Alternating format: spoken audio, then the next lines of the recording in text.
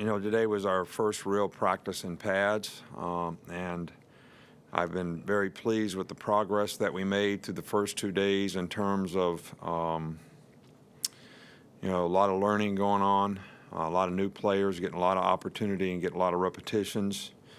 First day in pads, I think everybody goes out there with a lot of energy, and sometimes you just go a little bit flat. So when it comes to the mental part of it, and I think the attention to detail, the discipline, paying attention to detail even when you have pads on rather than just being in shorts and helmets, when you're focused more on the mental part of it.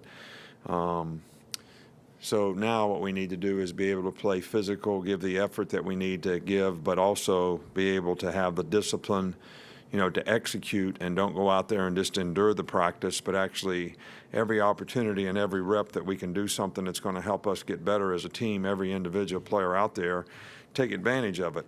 And I think that's something that we got to do a little bit better job of in terms of us as a coaching staff, getting the players to do it, as well as the players demanding a little bit more of themselves and of each other. I talk about player-to-player accountability all the time, and that's something that we want to continue to try to, emphasize with our players. We'll practice on Thursday and have our meetings on Friday like we usually do, and then, the players will be off for Easter weekend, and we'll get back going at it again next week. Tua has made a very nice recovery from his hand. He did have a break. Dr. Kane and our medical staff do a fantastic job here. I tell you what, we probably have the best medical staff and the best medical group of people. Dr. Andrews, Dr. Kane, their whole group of people over there has done a phenomenal job with so many players here. And I guess it's a little bit like having insurance, It doesn't matter what kind of insurance you have until you have to make a claim. But these guys are fabulous, and when we get guys hurt, man, they do a great job with them. I mean, Tua was actually able to do stuff in practice today, actually able to hand the ball off, could grip the ball, could throw the ball a little bit. So just amazing, the technology that we have now and the expertise that our people have in terms of doing a great job with our players. So we're really excited that, Tua's making a good recovery. He's got a really good positive attitude about it, and we feel good about, where he's heading. Vandarius Cowan has not been at practice the last 2 days. And look, I'm not going to be specific here, but we have rules about academics here. We check guys in terms of what they're supposed to do, and we define the standard of expectation that we have for, class attendance, tutors, study table. And when guys do not do this to the standard that we've created for all the players here, they can't practice or play until they get it right. And that's basically what we're trying to do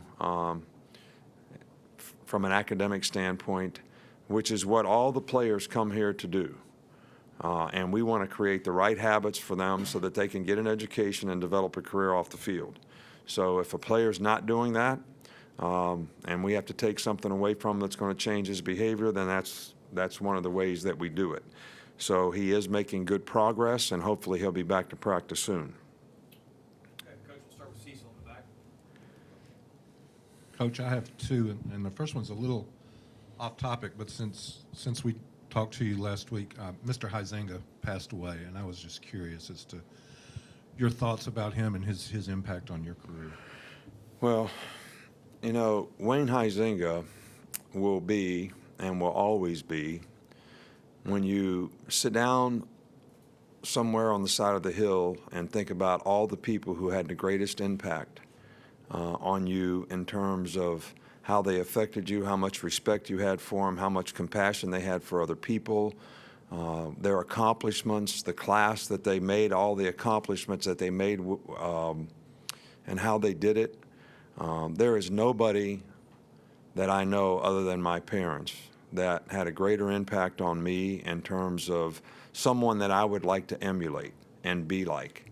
And I'm talking mostly about how we treated other people, the kind of character that he had, the kind of intelligence, the businessman that he was. I mean, I can't say enough things about Wayne Huizenga and what a fantastic, successful, but classy, man. I mean, the classiest man that you're ever going to meet. And, you know, our thoughts and prayers go out to his family, and he has a great family. And anybody that starts from basically scratch, because he started with very little and built 3 Fortune 500 companies, that kind of tells you what he's all about.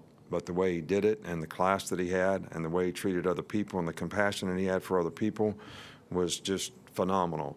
And nobody that I know has treated my family better than he did, and I can't tell you how much we appreciate him.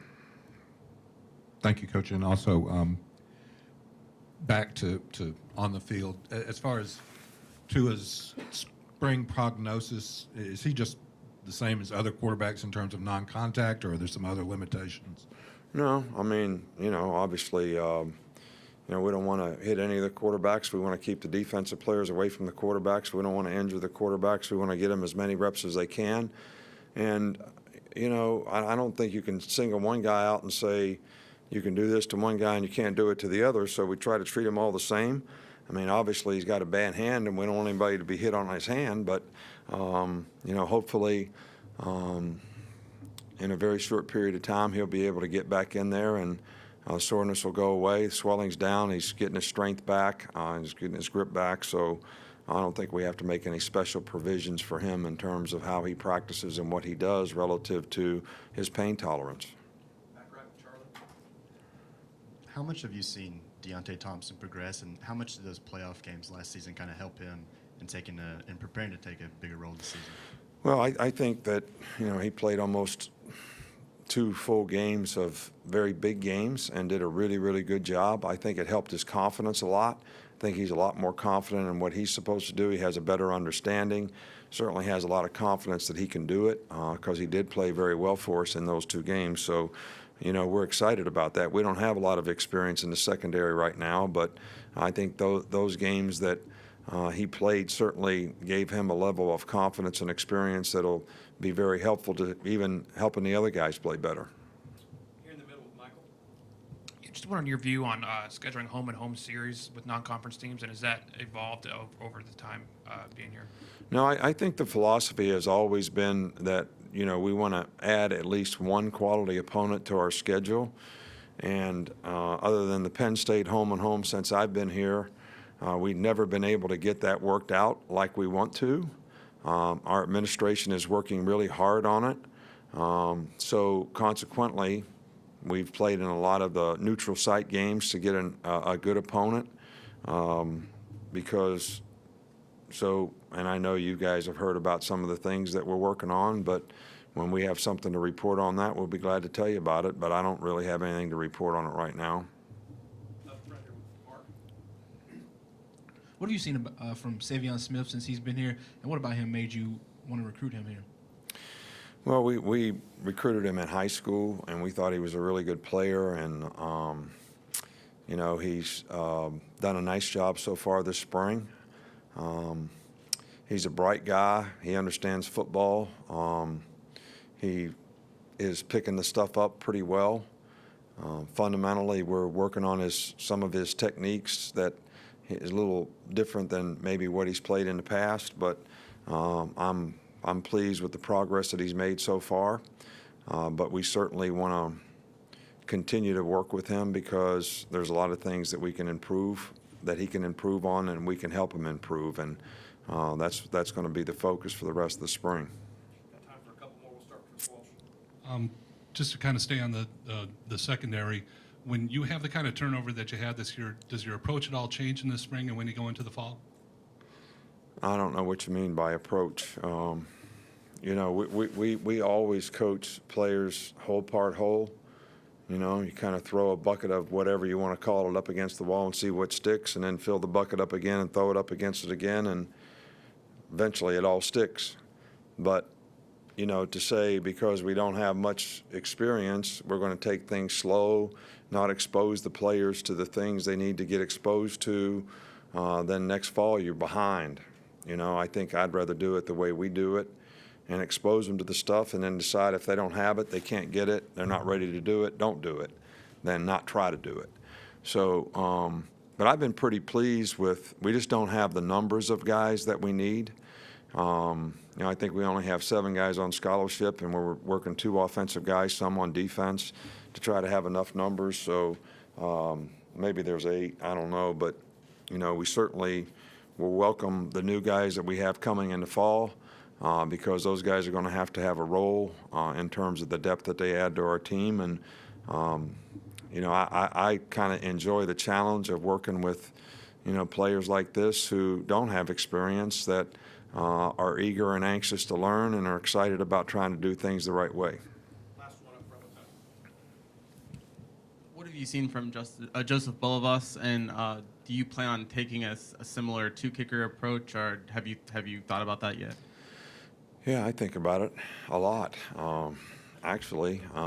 But we only had kicking 1 day so far in the 4 days that we practiced, and it was very windy when we did it, but I was encouraged by the improvement that we made.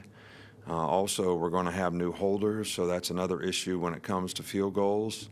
But we will evaluate all the kickers that we have in the program, and we do have some coming in to the program as well.